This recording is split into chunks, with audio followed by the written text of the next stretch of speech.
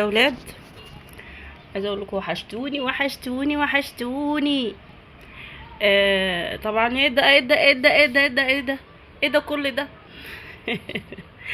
قلب الدنيا، وفكيت المراتب وفكيت المخدات طبعا انا عامله فيديو كده للي هو المخدات، ان انا هنجد المخدات في البيت، وان انا نجدت ايه واحده ووريتها لكم، سجلتها يعني وانا بنجدها.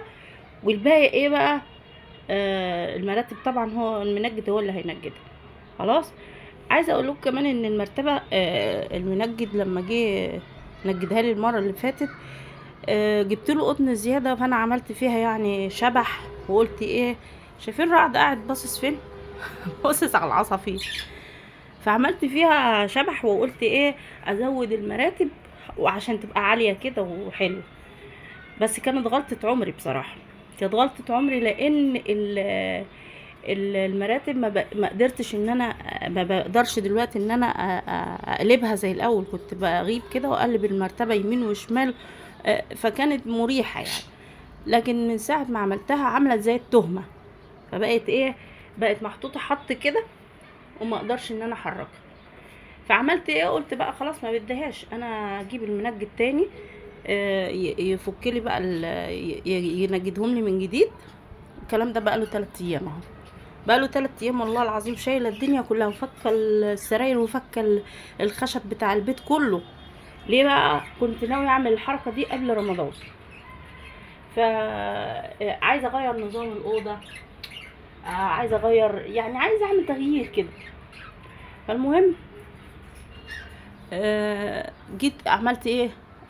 خدت بقى المراتب وحطيتها كلها في ملايات كده للقطن، وغسلت بقى الجوت بتاعهم اللي هو الكفرات اللي من بره، وغسلت اللي هو الخام.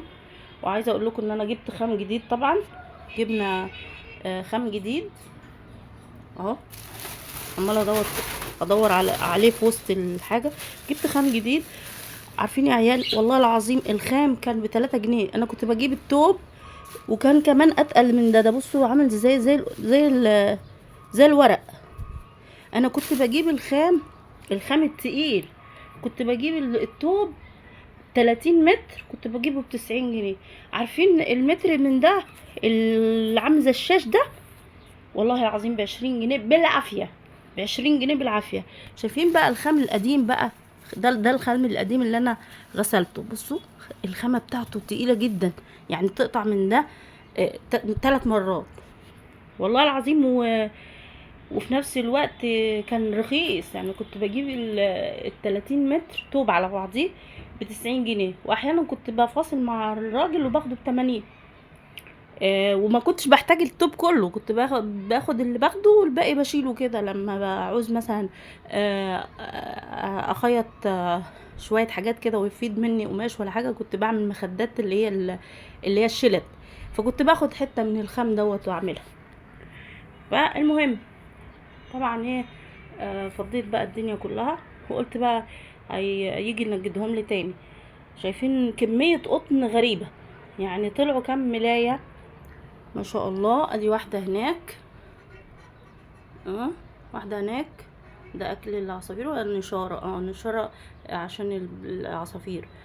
2 3 4 5 6 7 8 8 ملايات مكبوسين قطن.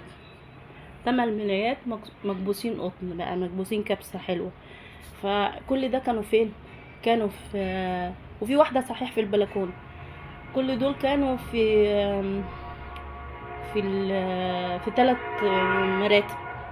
فهو كده هيعمل لي ايه؟ هيخفهم بقى، فهيفضل قطن. فالقطن اللي هيفضل انا هعمل منه مخدات زيادة. يعني انا المفروض هعمل 4 مخدات و4 خداديات. فلا القطن الزياده ده بدل ما اعمل مرتبه زياده، لان هعمل مرتبه زياده اوديها فين؟ بفكر احيانا كده حاجه بتقولي اعملي مرتبه زياده صغيره وحطيها فوق المرتبه اللي ايه، التانية اللي هنجدها. فقلت ايه؟ قلت لا انا هعمل مخدات، بحيث ان احيانا كده العيال بيتهفوا في دماغهم، فواحد يروح جايب مخده، ما بيرضاش ينام على السرير مثلا او في الحر يعني، فبيروحوا نايمين في الصاله، فيبقى في مخدات على جنب كده. انا عندي في اوضه النوم ببقى حاطه مخده جنب الحيطه، ومخده تحت دماغي، غير الخداديات. لكن هم عندهم في الاوضه بتاعتهم كل سرير عليه مخده واحده وخداديه، لا انا هعمل لهم بقى مخدتين وخداديتين، بحيث ان كل سرير، مع ان السرير الصغير ده مش هيشيل غير خداديه واحده بس مش مشكله، فكل سرير يشيل خداديتين ومخدتين، واحده على جنب الحيطه زي ما بقى عندي في الاوضه. بينفع برضو، بتنفع الحاجات دي. من يعني هروح ارمي القطن يا بت؟ ها، هروح ارمي القطن؟ مش معقوله والله، لا مش عارفه اعمل فيه ايه. دي كانت فكره بعيد عنكم ومشوره منيله بستين نيله. فكرة ان انا اجيب قطن زيادة وازود واقول له قال ايه عليل المراتب. طب ما انا عليت المراتب ما بقدرش اشيلها، ما بقدرش ازحزحها من مكانها، كأنك جايبة حيطة وحطها على السرير، مش مرتبة، كأنك حاطة اسمنت على السرير، بنقلها بالعافية. يعني لازم يكون معايا حد عشان نقعد بقى نعافر ونحارب عشان نزقها. طب وعلى ايه؟ انا ما كانت خفيفه، وكنت بتنيها كده شويه وكده شويه واقلبها كده وكده، فكانت مريحاني. فاما اجي انفض بقى اتفاجئ، واجي اعافر في يوم الوقفه، وانفض المرتبه واخلي الواد يرفع معايا ونقلب المرتبه، اتفاجئ بكميه التراب اللي من تحت. انا معرفش جت منين التراب ده، كميه التراب اللي في ظهر المرتبه من تحت،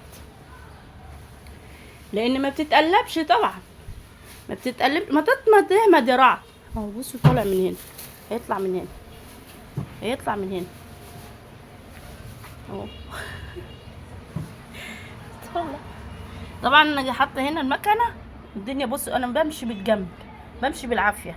حتى المكنه بقى قيدت القماش اللي هو القديم، القماش القديم اللي هو ايه، الخام القديم ده، في حتت كده كانت متفزره من ابره التنجيد، فطبعا قصيتها وخيطتها تاني. المكنه بتنفع في البيت يا بنات، اللي ما عندهاش مكنه تجيب لها مكنه. دول بقى العصافير اللي خوتلنا مع بعض، احنا جبنا قفص تاني هناك اهو. دول بقى مش نتايه وذكر، دول ذكرين، فهنجيب لهم نتايتين علشان دول مش بتوعنا، دول بتوع واحدة صاحب زميلة احمد ابني، وهي عايزة تاخد من الكوكتيل دوت، فاحنا طبعا مش موافقين رافضين. فقلنا لها هنجيب لك ايه، هناخد واحدة، ناخد ذكر من دول ونجيب لك مكانها نتاي خلاص. واحنا هنجيب نتاية، يعني هنجيب نتايتين نديها هي ذكر ونتاية، واحنا ناخد ذكر ونتاية. يلا استنوني بقى في الفيديوهات الجايه.